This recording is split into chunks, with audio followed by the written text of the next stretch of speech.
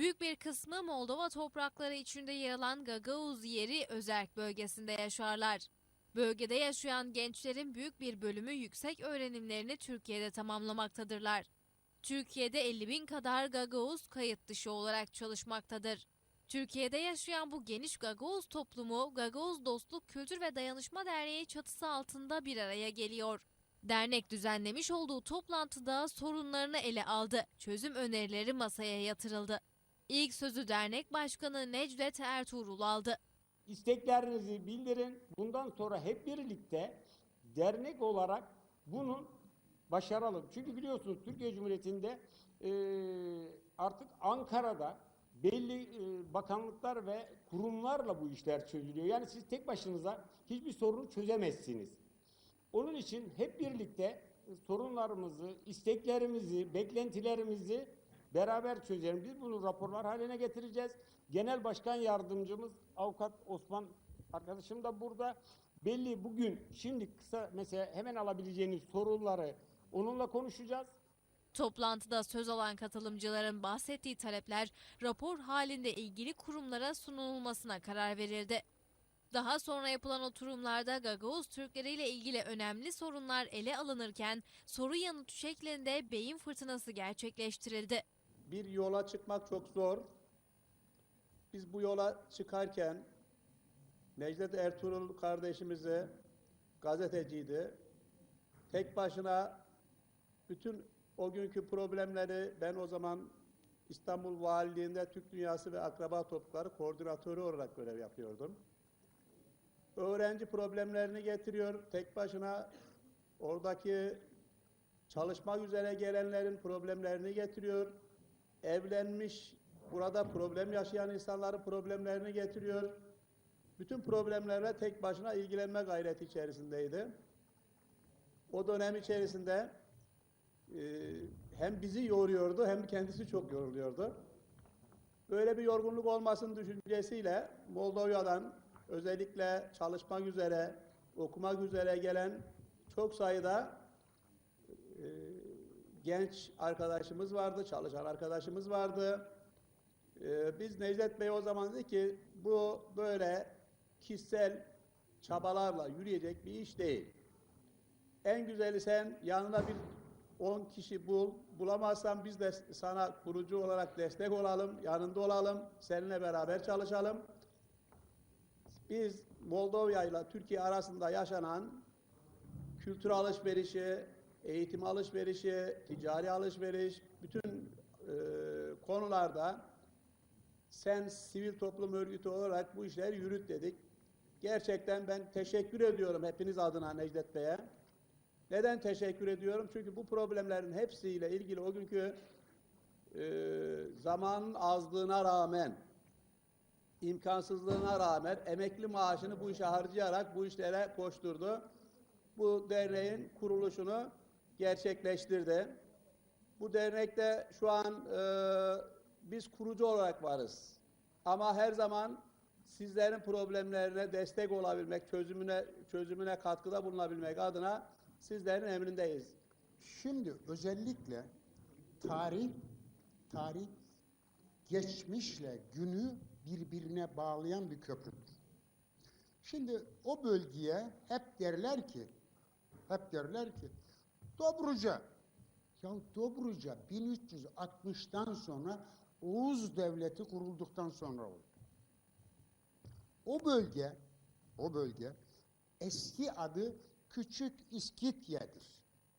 Sonraki adı Kıpçaki'dir. Osmanlı Devleti tam 337 yıl o bölgeye Basarapya bölgesi dediğimiz, Bucak dediğimiz bölgeye hakim olmuştur. Ne zaman? Bu dönemde Moldova diye bir devlet falan yok. Nasıl ki bugün Gürcistan diye bir millet yoksa, Gürcistan dediğimiz milletin tamamı Bulgar Türküdür. Ama elin din adamı da papazı da akıllı. Orada Lazika'da, Ani'de, Sümele'de papazlar diyor ki siz İncil'in dilini konuşmazsanız cennete girmeniz mümkün değildir diyor. Geçen gün bir paylaşım var. Efendim Türkiye'deki Karamanlılar niye sürgün edilmiş? Mübadelede sürgün edilmedi. Hamdullah Sübhü Tanrıver gidiyor, Mustafa Kemal'e diyor ki, paşam bunlar Türktür. Tamam biliyorum. Biliyorum ama onlar Fener Patrikhanesi'ne bağlı. Onun için gidebilirler. Ama Atatürk o dönemde Gagavuzya'dan öğrenciler getirtiyor. Hamdullah Sübhü Tanrıver. Bunlardan en meşhuru kim? Özdemir Çobanoğlu. Valla Özdemir Çobanoğlu bana geldi ölmeden 6 ay önce. Anlattı, bir şeyler anlattı. Hatıralarını ben bastım. Ben zengin falan filan değilim. Ben cıbırın kabadayısıyım. Ama onu ben bastım. Ama ben değil, onu kuşe olaraktan devletimin basması gerekirdi. Muhterem arkadaşlar, konu uzun. Gagavuzlar, Gagavuz tarihini de biz bilmeyiz. Bir tek papaz Mihail Çakır'ın yazdığı Gagavuzya. Bir de 1938 yılında yazılan Gagavuzya kitabından tanıyoruz. Bir de bu garibin yazdığı 1998'de Gagavuzya meselesi var. Türkiye ne kadar bizim vatanımızsa aynı oranda da sizin vatanınız. Gagavuzya ne kadar sizin vatanınızsa aynı oranda da bizim vatanımız. Siz bizsiniz, biz siziz. Saygıyla selamlıyorum. Burada çok güzel konuşmalar yapıldı. Özellikle hepimizin aksakalı, değerli büyüğümüz, çağımızın Dede Korkut'u Erdoğan Aslı Yüce'ye özellikle ayrıca teşekkür ediyorum. Şimdi bizde bir deyim var. Daha doğrusu meşhur şairimiz Nizami Gencevi, belki ismini duymuşsunuzdur. O deyir ki, bir olsa yoldaşın, dostun emeli, daştan su çıkarar onların eli. Yani eğer biz birlik olursak gerçekten çözemeyeceğimiz hiçbir problem olmaz. O yüzden İstanbul'da yaşayan Gagavuz Türkleri, soydaşlarımız bu dernekte gücünü birleştirirse sizi temsilen Necdet Başkan'ın Ankara'da masaya elini güçlü bir şekilde vurarak çözemeyeceği hiçbir problem olmayacaktır. Saygılar sunarım. Sağ olun, var olun. Gagavuz sevdamız 1994'te başlar. Bildiğiniz gibi Türkiye Cumhuriyeti ile Moldova Cumhuriyeti arasında 1994'te kültür ve ekonomik işbirliği imzalanmıştır. Biz o zaman, ben Bayburtluyum, Bayburt Dede Korkut Uluslararası Kültür ve Sanat Şöleni'ni yaparken Gagavuz Kültür Bakanlığı davet etmiştik. Kendisi, ismini hatırlayamayacağım ama o hanımefendi kısa bir süre sonra, bize geldikten kısa bir süre sonra rahmetli olmuştu.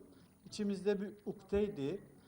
Tuzla Belediye Başkanlığı'nı yürüttüğüm zaman herkes Avrupa'dan bir kardeş şehir seçerken ben Gagavuz kardeşlerimizle buluşmamız, tanış olmamız gerektiğine inanarak o zaman mumla aradığımız Necdet Bey'i bulduk.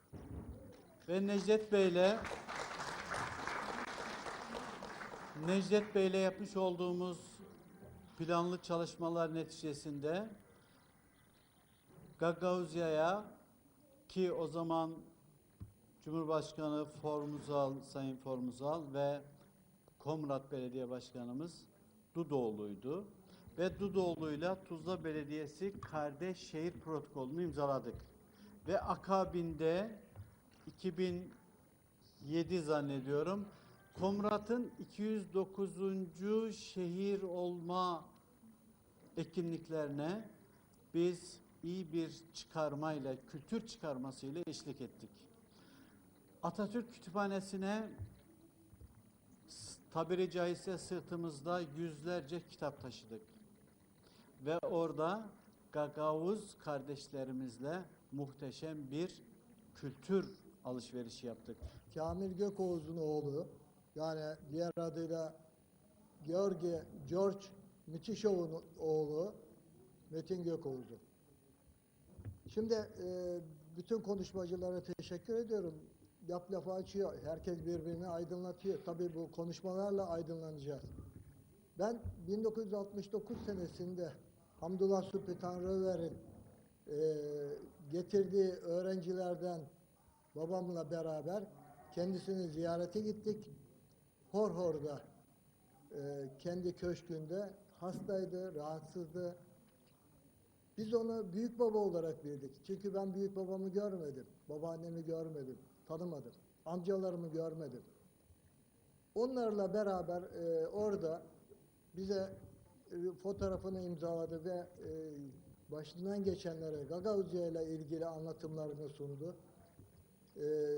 Gagauzya'da ki Gökoğuzları bulması 1930'lu yıllarda büyükelçi olarak atanmasıyla ortaya çıkıyor. Kendisi Bükreş'te dolaşırken bakıyor birebir Türkçe konuşuyorlar.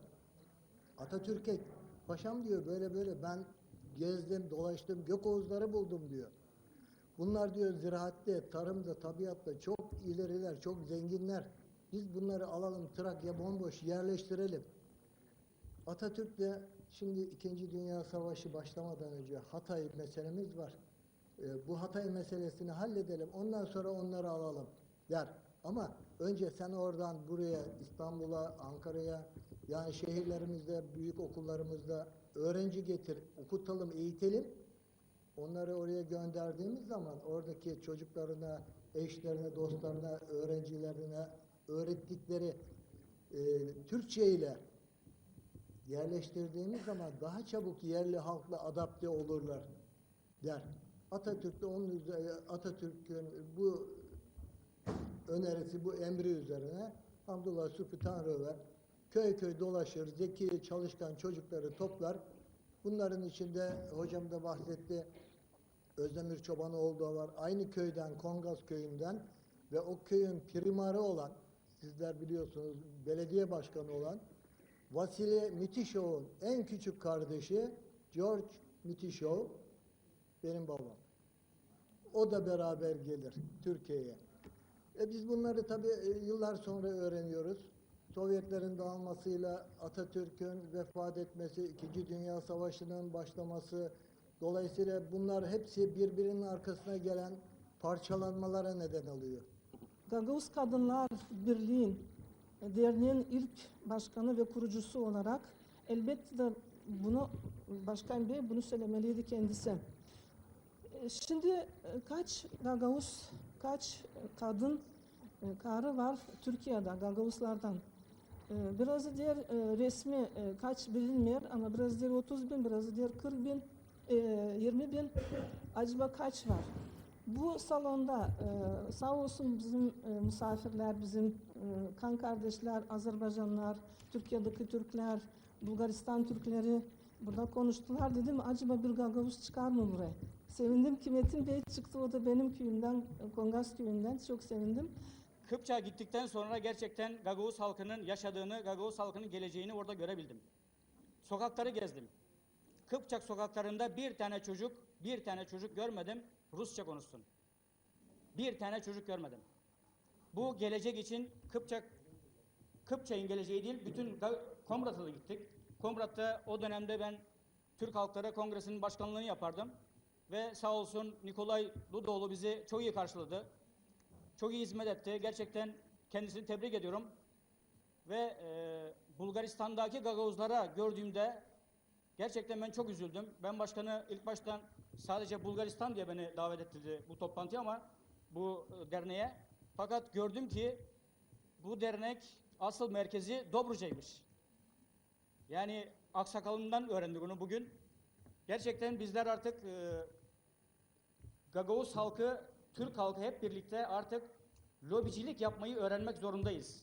Şu anda en büyük ihtiyacımız o. Sevgili dostlarım ve sevgili Gagavuz Türkleri, hepinizi son derece saygı ve sevgiyle selamlıyorum.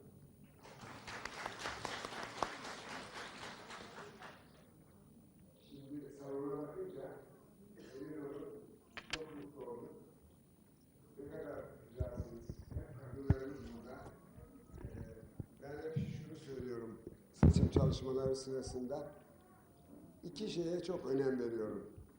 Biri çocuklarımız, biri onları büyüten anneler. Bu iki size şu sözü vererek birkaç cümle etmek istiyorum. Fazla da programınızı bozmak istemem. Eğer bir ülke çocuklarına gerekli özeni göstermiyorsa geleceği parlak değil demektir. Dolayısıyla kadını eve hapsetmek çocuklarının daha iyi bir eğitim almasını, daha iyi bir yaşam koşullarını yaratması için annelik duygusunun ne kadar önemli olduğunu ben de iki çocuk babası, bir torun dedesi olarak çok iyi biliyorum. Seçim çalışmamızın startını verdiğimde 9 yaşında bir torunum var. Şöyle bir sözle başladım o starta. Bu torunumu görün, ben bir ebeveyn olarak torunumun nasıl çağdaş, düzgün, iyi yaşam koşullarına erişecek, iyi bir okulda okumasını sağlayacak bir düzen istiyorsam, Şişli ilçesinde bulunan, gündüz nüfusu milyonları geçen, gece nüfusu 274 bin olan bütün yurttaşımın çocuklarını, torunlarını da aynı kendi torunum gibi görüyorum. Dolayısıyla ne kadarınız Şişli sınırlarında oturuyorsunuz onu bilmiyorum ama başkanımla daha sonra daha detaylı konuşma yapacağım. Ama bilin ki ister Şişli'de yaşayın, ister Şişli'de misafir olun, ister yolunuz Şişli'ye düşsün, emin olun ki öyle bir belediye yaratacağım ki, tabii ben tek başıma yaratacak değilim, himmem değilim. Ekibimle, çalışma arkadaşlarımla, belediyemizin kadrolarıyla ve siz kadınlarımızın bize el uzatmasıyla çok güzel, yaşanabilir bir kent olan bir Şişli yaratma arzum var. Ona da sizin destek vereceğinizi düşünüyorum. Eğer bu konuda beni ve arkadaşlarımı dinlemek isterseniz her seferde nereye çağırırsanız oraya gelmeyi de arzu ederiz. Bugünkü toplantınızı daha fazla bölmek istemem ama özellikle gerçekten başta söylediğim gibi bu kadar kadın kardeşimi, annemi, bacımı ya da benden küçük çocuklarımı görmek gerçekten keyiflendirdi. Sizi dernek başkanınız nezdinde hepinizi kutluyorum. Bu kadar. Şuna da gönülden inanan bir arkadaşınız olarak inanın. Yaşamımın her alanında bu söylediklerini uygulayan biriyim. Asla ve asla ötekisi olmayan bir dünya hayalim var. Burası da Şişli. Türkiye'nin en önemli, İstanbul'un en önemli ilçesidir.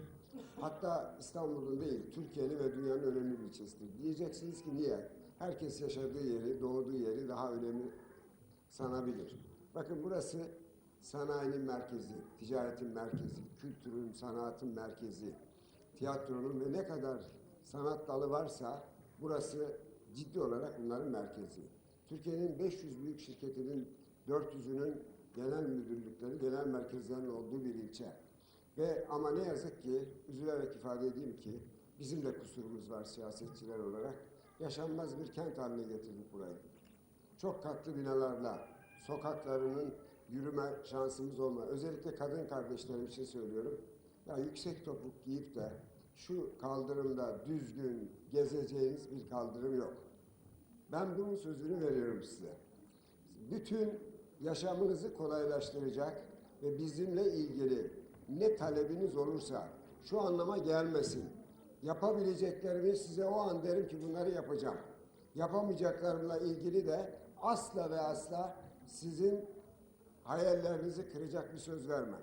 Ama emin olun Şişli'nin gelirini Şişli'ye harcayarak sizin hayal ettiğiniz bir Şişli yaratmak benim de hayalim olduğu için çok daha kolay. Kadınlardan son bir söz rica ediyorum sevgili başkanım, izniniz olursa. Burada hangi siyasi partiye oy veriyorsunuz bilemem. Hiç de önemli değil.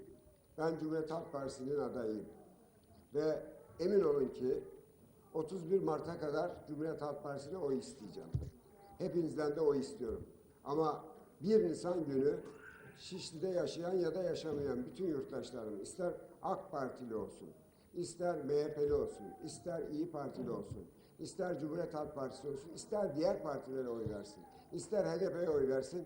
Hepsi benim bir yol arkadaşım, birlikte yol yürüyeceğimiz, Şişli'yi beraber yöneteceğimiz yurttaşlarımızdan birileridir. O yüzden beni şimdi bu kısa zamanda birbirimizi tanıma şansımız olmaz ama evlerinize konuk etmenizi rica ediyorum. Biz bize siyaset yapmak değil, bizi tanımayan ya da bize oy vermek istemeyen yurttaşlarımızla bir araya getirirseniz sizden tek ricam bu. Bu seçim sürecinde daha yakinen tanımanızı rica edeceğim.